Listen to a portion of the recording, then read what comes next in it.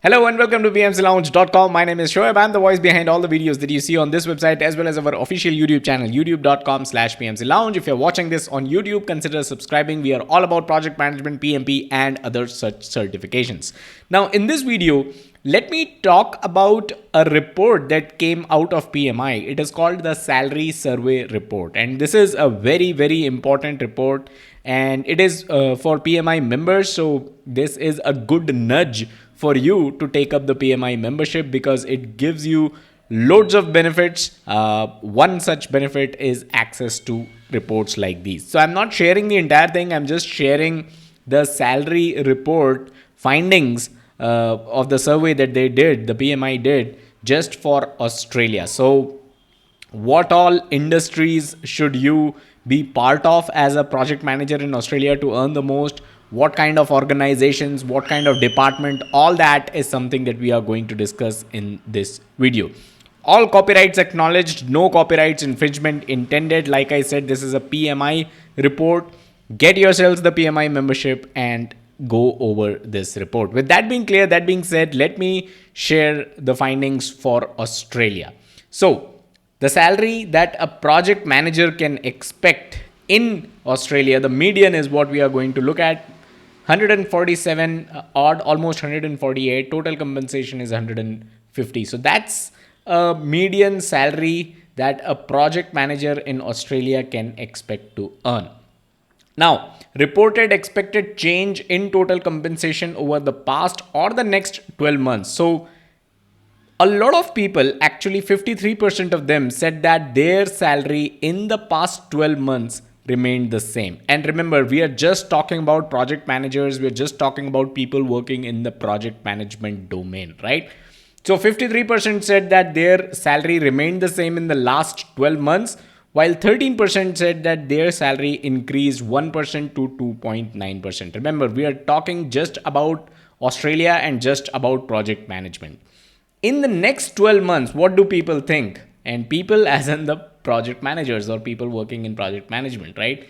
40% think that their salary is still going to remain the same in the next 12 months, while 1 to 2.9% increase is what 21% people think that they are going to get.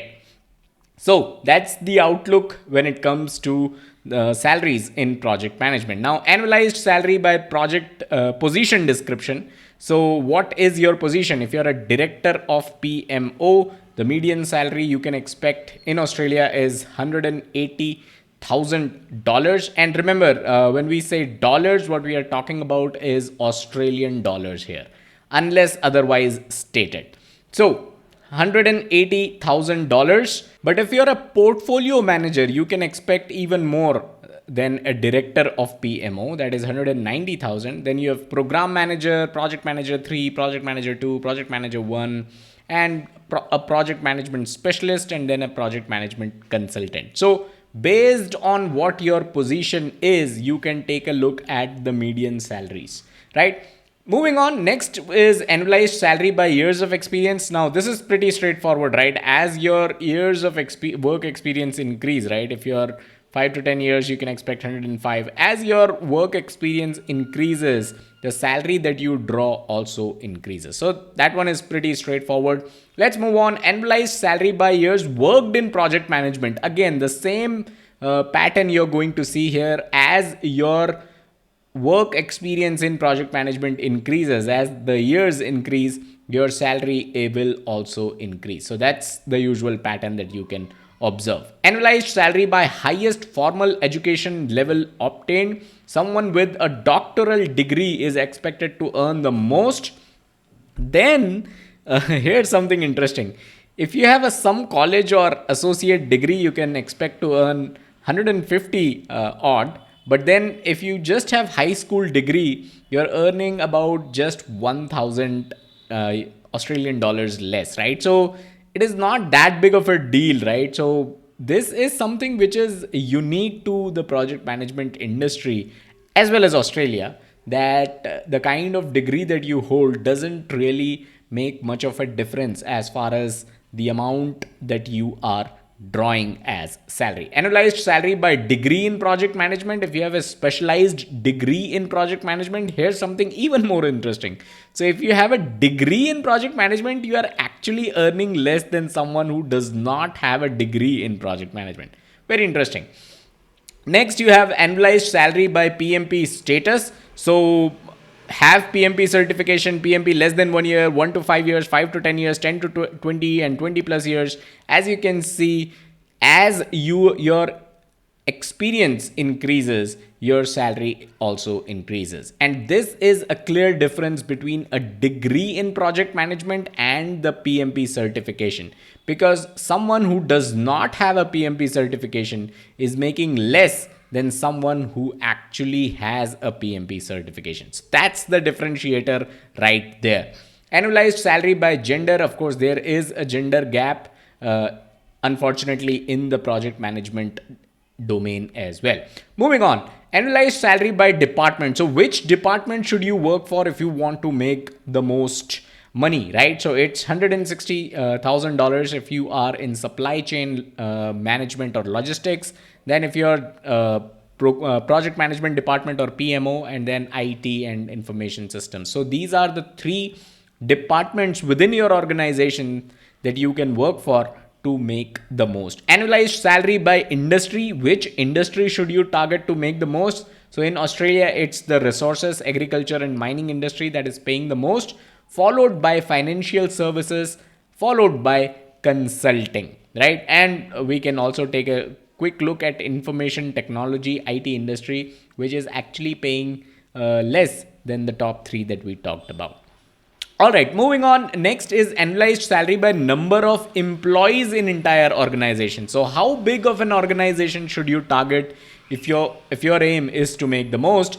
Then the answer here is an organization that has 5,000 to 10,000 employees, right?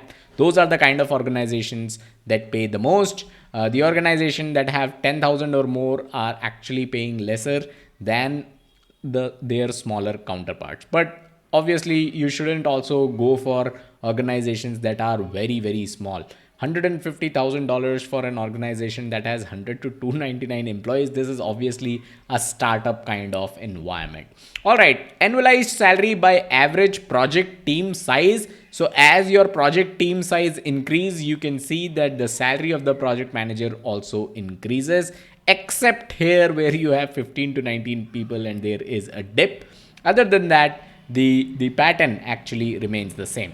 Annualized salary by average project budget, and this value is in US dollars. So the larger your project is, the larger the budget of your project is, the larger salary that you can expect to draw. Equities, then you can take a look at stock options, stock shares, neither. That is something pretty straightforward that you can take a look at. Then you have employee benefits. I don't really want to go further deep into this, because this then moves beyond the salary itself. We are talking about benefits, we are talking about vacations, we are talking about pension plans here. Then you have mean hours worked by position description. As you can see, the project manager, the junior most, he or she is the one who is working the most, followed by it's 40-hour work week, but 39.9 is what a project manager one is reporting. Annualized salary by position description, then you have self-employed only and excluding self-employed. So depends whether you're working for an organization or you are a self-employed person. So I think that was all. This is Belgium, so we'll stick to Australia. That was all that we had in this video. Those were the kind of numbers that I wanted to share with you. If you are someone who is working in Australia as a project manager, these are good figures to take a reference of and kind of gauge where you stand. And if you want to make most, then what kind of organizations, what kind of industry, and what kind of projects should you work on? If you're looking to relocate to Australia, then this is also a good way to understand the kind of salary you can make as a project manager in Australia and as a PMP certified project manager as well. So that's all in this one. I am going to be covering more countries in the future, so stay subscribed. I hope you got value out of it. I'll catch you guys in the next one. Bye bye.